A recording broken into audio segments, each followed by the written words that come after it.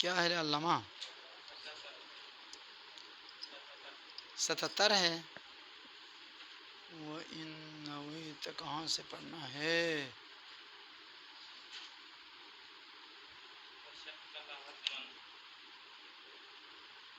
مندوب ندبہ تو پڑھ لیا نا کل. ہاں قضا کا حذف تنوین و شکل سے پڑھنا ہے. خوب چلاؤ لے علامہ چلا ہے. اعوذ باللہ من الشیطان الرجیم بسم اللہ الرحمن الرحیم الحمد للہ رب العالمین اللہم صلی علی محمد وآل محمد وعجل فرجہم. کتاب البہجۃ المرضیہ فی شرح الالفیہ جزء دوم درس نمبر 77 بہ سے منادا یہ وغیرہ ہو گیا. وَالشَّكْلَ حَتْمًا أَوْلِهِ مُجَانِسًا.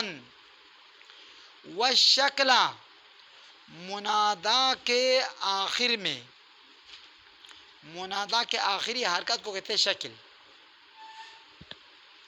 یہ منادا مستغاث کی بحث کر رہے ہیں، مندوب کی بحث کر رہے ہیں ہم، منادا کی نہیں. مندوب کے آخری شکل کے مطابق حرف علہ بنا کے لے آؤ. اگر اس کے آخر میں کسرہ ہے، کسرے کو کھینچ کر 2 کلو یا نکالو. اگر ضمہ ہے، ضمے کو کھینچ کر 50 من واو نکالو. اگر آخر میں زبر ہے اس کو کھینچ کر الف نکالو. یہ ہے وَالشَّكْلَ مندوب کے آخری حرکت، شکل یعنی آخری حرکت. اس حرکت او حتمن اولی، حتمن کو بعد میں لاؤ ترجمہ کرتے وقت. اولی ہی اس حرکت کے پیچھے لے آؤ. کیا لے آؤ؟ حرفاً مجانساً، اسی حرکت کے ہم جنس حرف علہ بنا کر لے آؤ. حتماً یہ کام کرے، نہیں کرے گا تو علم نحو کے نزدیک فاسق بنے گا. ہاں شریعت میں فاسق نہیں بنے گا، علم نحو کے نزدیک فاسق بنے گا. گناہان کبیرہ صغیرہ سب جمع ہو جائے گا. کب؟ ان یکن الفتح بوہم لابسا، اگر آپ منادا کے مندوب کے آخر کو فتح دو گے تو اشتباہ ہو جاتا ہے. ایسے موقع پر فتح مت دے دو، آپ اسی حرکت کو کھینچ کر حرف علہ نکال، ختم.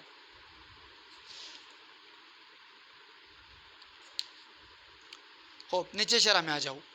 والشکل الذی فی آخر المندوب، ابھی یہ لائے گا تو اس کو ادھر رکھ، بند کر دے، اسٹاپ کر. خوب والشکل الذی فی آخر المندوب، یعنی مندوب کے آخر میں موجود وہ حرکت حتماً لازمی طور پر اولی ہی اس شکل کے بعد میں لے آؤ. کیا لے آؤں؟ حرفاً، یہ حرفاً مفعول ثانی اولی ہے. اولا یولی بمعنی اعطا یوتی، دو مفعول چاہتے ہیں. اولی کے معنی پیچھے لانا، اس حرکت کے پیچھے لے آؤ ایک ایسا حرف مجانساً للحرکت للشکل، جو اس شکل کے ہم جنس ہو.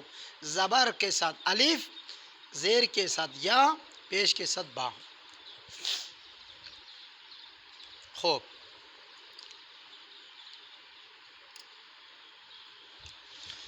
لہو کی ضمیر شکل کی طرف پلٹا ہوئی، اس شکل کے مطابق لے آؤ. مثلاً کیا کریں؟ بِأَن تَقْلِبَ الْأَلِفَ یاءً، الف کون سا؟ الف استغاثہ. الف استغاثہ کو تبدیل کرو یا میں، او واون، یا الف استغاثہ کو تبدیل کرو وا میں. کب؟ اگر اس الف استغاثہ کو باقی رکھو گے تو اشتباہ ہوتا ہے ایک اور لفظ سے. ان یکن الفتح والالف، اگر فتح اور الف لو بقیا، اگر مندوب کے آخر میں فتح اور الف باقی رہے، بوہم لابسا، وہم میں ڈالتا ہے آپ کو کہ یہ کون سا لفظ ہے، یہ ہے یا وہ ہے. مثال ادھر دیکھ، ابھی ایک مخاطب کا ایک آدمی سامنے بیٹھا ہے، اس کا غلام مر گیا ہے. خود سامنے بیٹھا ہے، اس کا غلام مر گیا ہے، تو آپ اس کے ساتھ دینے کے لیے اس کے وہ کہتے جب اے میرا غلام، تو آپ کہتے واہ غلامہ کی، واہ غلامہ کا کہنا چاہیے تھا، واہ غلامہ کا، اور اس کے بعد الف لانا چاہیے تھا، واہ غلامہ کا، ٹھیک ہے نہیں؟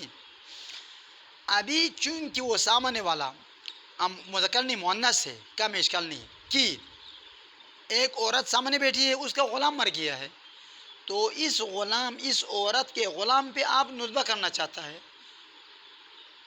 وائے تیرے غلام پر افسوس ہوا تیرے غلام کے مرنے سے، یہ ہوا وہ جھوٹ بوٹ لگا دیتے نا، ایسے ہی افسوس تو نہیں ہوا۔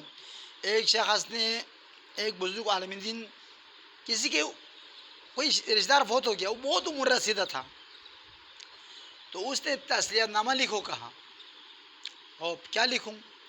لکھو اللہ تعالیٰ آپ کی نانی کو مغفرت کرے، یہ نہیں بتایا اس نے، اپنے لکھ کے لائے، لکھ آپ کے نانی کے وفات سے مجھے بہت بڑا دکھ ہوا، اللہ تعالیٰ آپ کی نانی کو معاف کرے، مغفرت کرے۔ تو اس عالم نے کہا مجھے تو دکھ نہیں ہوا ہے، تو جھوٹ کیوں لکھا ہے؟ اس کی دادی کی عمر 150 سال تھی، یہی زیادہ رہا ہے، اسے 80 سال نہ وہ میں چلا جانا چاہتا، 150 سال کیا کرتی، مجھے کوئی دکھ نہیں ہوا، اس کو بھی نہیں ہوا ہوگا، تو لکھو تمہاری نانی کو اللہ مغفرت کرے، یہ لکھو بس، وہ مجھے بڑا دکھ ہوا نہ لکھو، یہ جھوٹ ہے۔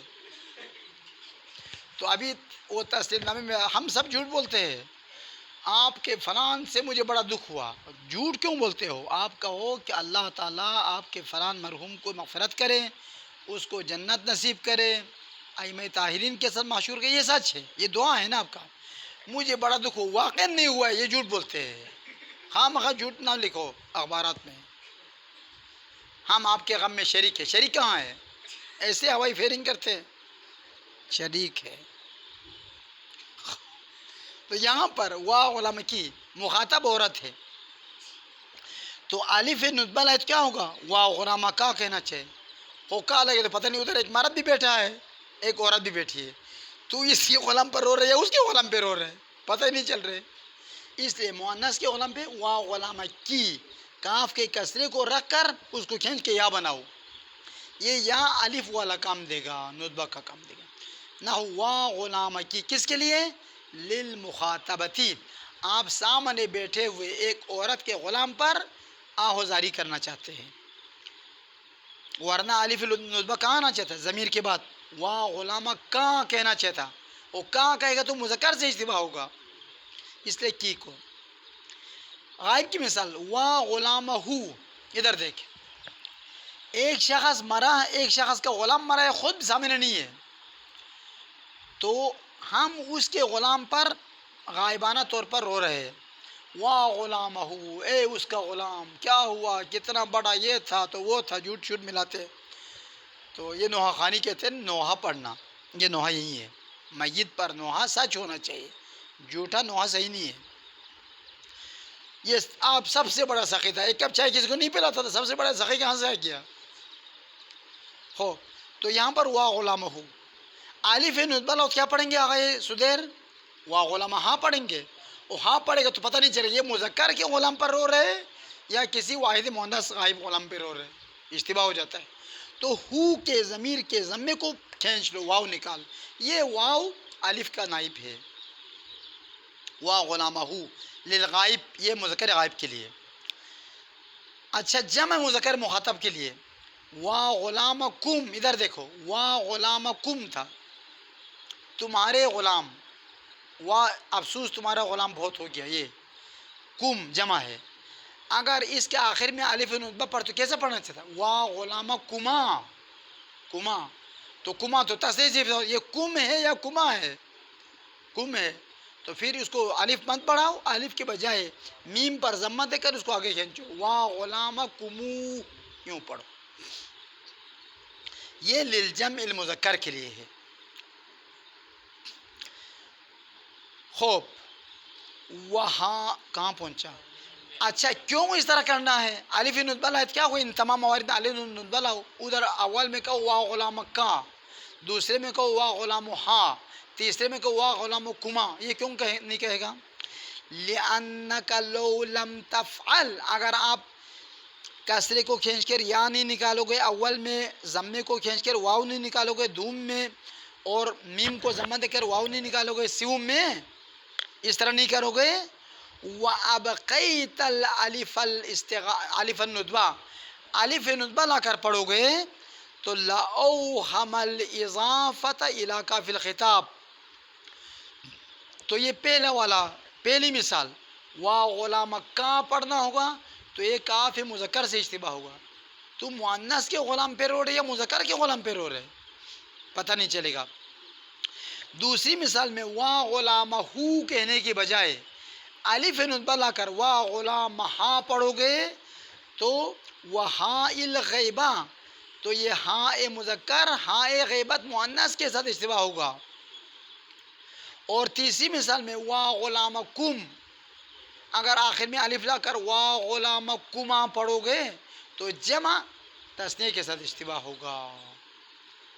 والمثنى لأوخم الإضافة إلى كاف الخطاب مثال اول میں، وإلى هاء الغیبت للمؤنث مثال ثانی میں، وإلى المثنى مثال ثالث میں۔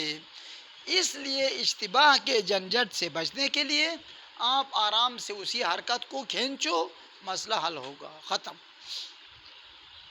اب اوپر شعر میں آ جاؤ، وَوَاقِفًا زِدْ ہَاءَ سَکْتٍ إِن تُرِدْ وَإِن تَشَأْ فَالْمَدَّ وَالْهَاءَ لَا تَزِدْ، فالمدو ہے یا فالمدہ ہے؟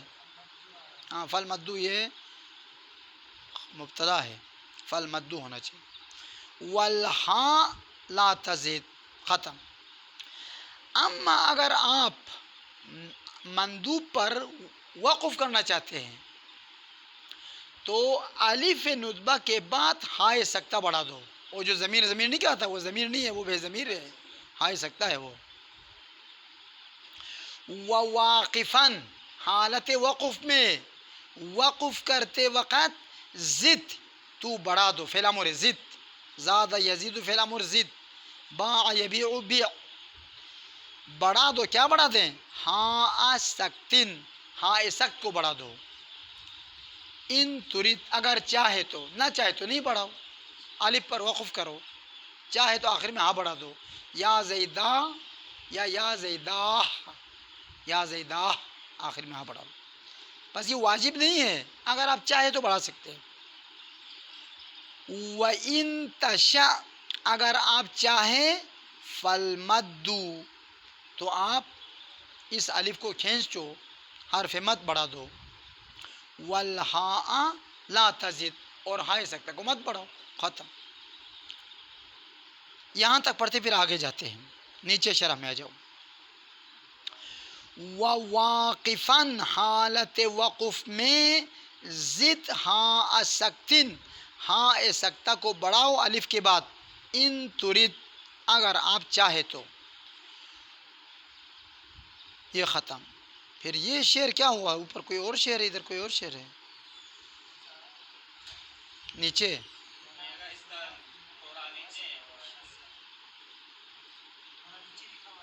ہاں، تو یہ کیا آپ کی کتاب میں کیا ہے؟ شجاعی پڑھو، وواقف شرح میں، وواقفاً زد ہاء سکتن ان ترید، ہاں یہ اوپر والے شعر میں یہ ہے ہی نہیں، اس کے چھاپنے والے کو ادھر لے آؤ، کراچی لانڈی جیل میں 6 مہینہ رکھے گا نا، اس کا سیٹ ہو جائے گا، یہ ایک لائن ہی نہیں لکھا بدبخت نے۔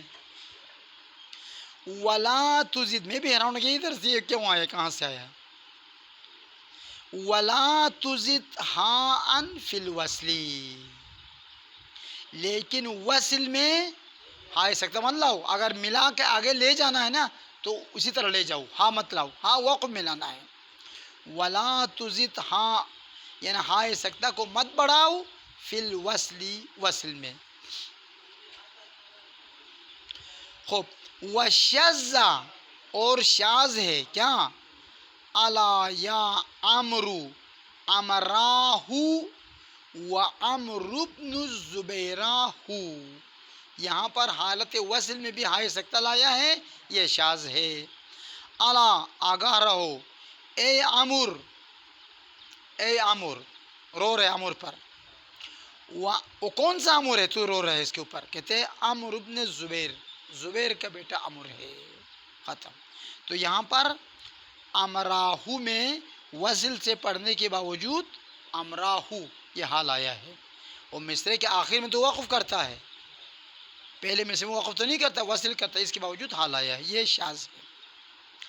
آپ آ جاؤ وَإِن تَشَاء، وَإِن تَشَاء اگر آپ چاہیں، فَالْمَدُّ مبتدا کافٍ فی الوقفی خبر ہے، تو مد سے پڑھنا کافی ہے وقف میں، یعنی یا زیداں، الف مد سے پڑھنا کافی ہے۔ وَالْحَاءَ لَا تَزِدْ، ہائے سکتہ مت پڑھاؤ، الف کے ساتھ وقف کرو، یہ ختم۔ وَقَائِلٌ، شعر کو دیکھ، وَقَائِلٌ وَعَبْدِيَا، وَعَبْدَا من فی النداء الیا ذا سکون ابدا، ادھر دیکھ، ندا کرتے وقت جب کسی کو آپ پکارتے ہیں، آپ یا مدغم میں اضافہ کر کے، یا عبدی، اس کو 5 طریقے سے پڑھنا جائز تھا نا ندا میں، کتنے طریقے تھا؟ 5، علی وجہ واحد من اوجہ الخمسہ، جو پڑھ لیا ہم نے۔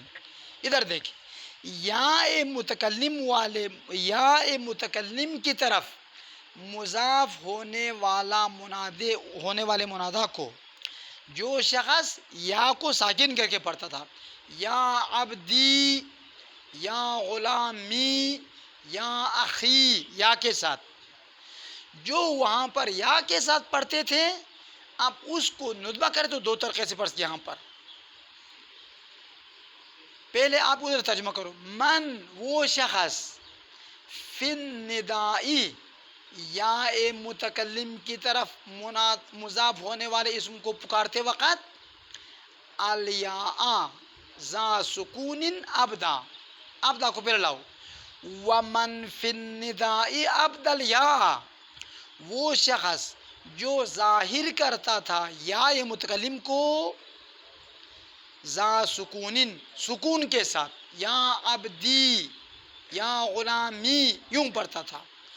اگر ندبہ میں اسی غلامی کو ندبہ کرنا، اس پہ رونا پیٹنا ہو، تو 2 طریقے سے پڑھ سکتا ہے، یا تو اس یا کے بعد الف لے آؤ، یا عبدیا، عبدیا، پہلے منادا میں پڑھتے تھے یا عبدی، ابھی پڑھیں گے عبدیا، یا کے بعد الف۔